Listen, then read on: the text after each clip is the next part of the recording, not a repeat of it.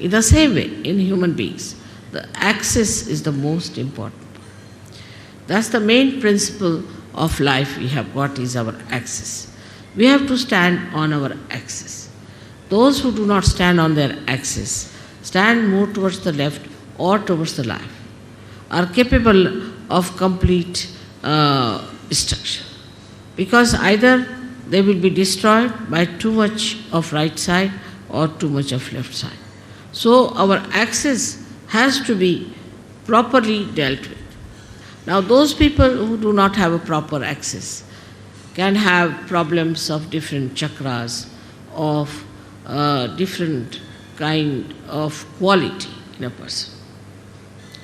A person who stretches his axis too much, puts back his head like this, is a person who is very right-sided and creates problem with his ego. And the one who absolutely bends down, like a slavish person, also is a person who goes towards his destructiveness. Now there's a big problem between these two types of people, one trying to dominate another, and when they start dominating another person, they actually destroy themselves as well as destroy the ones whom they are dominating. For example, now, we have seen that we had Britishers who came here and ruled us. We have seen the French went and ruled some other people. Then there are Portuguese who went and ruled some other people. But everything that they did to dominate and all that has double reactions. First of all, by their domination, say, Indians became very slavish. Indians become, even today, they are extremely slavish and they do not have that independent axis as they should have. Extremely slavish people they are. Especially I see in the West, I'm surprised when the Indians go from here. I find they are so very slavish. They try to sort of do all kinds of slavish acts to please the white-skinned people. The white skin became sort of a very adorable stuff in it. That added to the ego of the whites. Added to the ego of the whites, and today you see what's happening is all that ego is destroying them. They are on the verge of destruction because of their ego. So it is so unnatural and it is so superficial.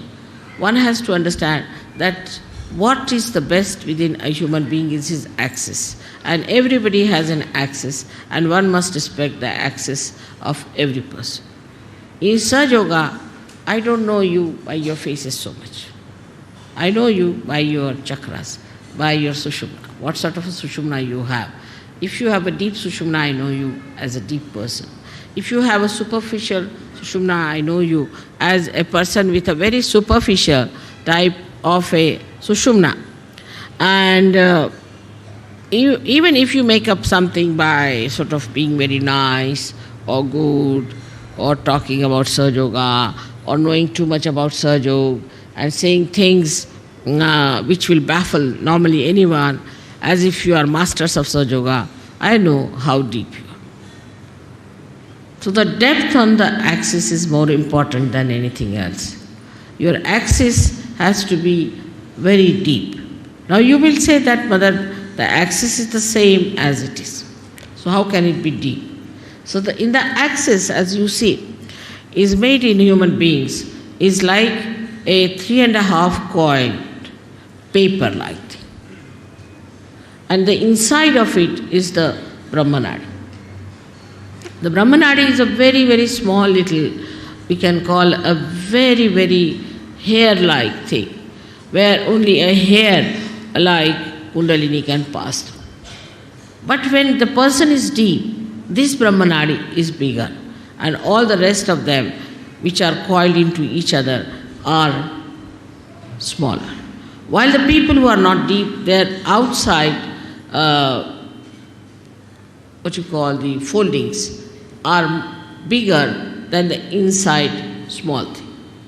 Now such people could be apparently very dynamic, may look very intelligent, may look very smart, may look to be very good looking, or whatever it may be, outwardly. But inwardly they are not deep. Inwardly, if they are deep, their whole attitude is beautiful, They are very joy-giving people. They are very joy-giving. And the more, if you meet a person of another kind, he may look joyous, he may try to give you joy, but the joy won't be really that deep. It would be like a joy kill. So it is important for us to make our axis deeper. And that is where we lack the proper assiduity, the proper effort we have to put in. Now some people have automatically very deep axis.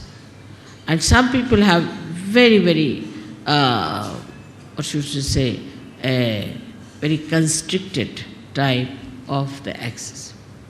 This axis has to be grown. Now when you come for my puja and all that, I do expand it, I agree. But it is a temporary thing. To retain it at that point, one has to work at home, in the collective also. One has to work very much at home with meditation. But it should be done seriously. It should not be just a joke, to be frivolous, to be stupid. That's not the way. It should be done very seriously in the meaning that it is a devoted task you have taken. It's a meditative thing. It's a prayer to God. We can call it, it's a puja to God. Is to be done with that reverence. Because reverence is the key of achievement.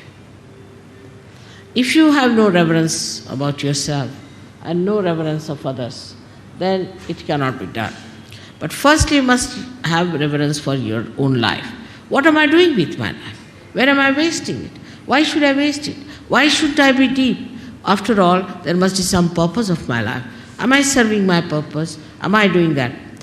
All these things, if they pop into your head, then you will understand it's very easy to fight out your ego. Because normally on small things people fight. I have seen that in Sahaja Yoga also, people fight on things like, it's so useless, absolutely useless.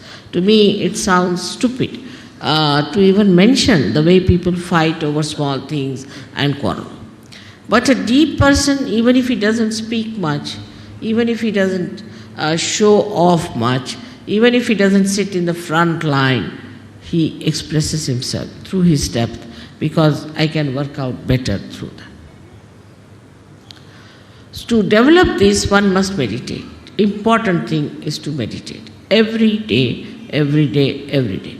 You may not eat your food one day, you may not sleep one day, you may not go to your office one day, you may not do anything that you are doing every day, but you must meditate every day. That's an important point to develop the central constricted part into a bigger area.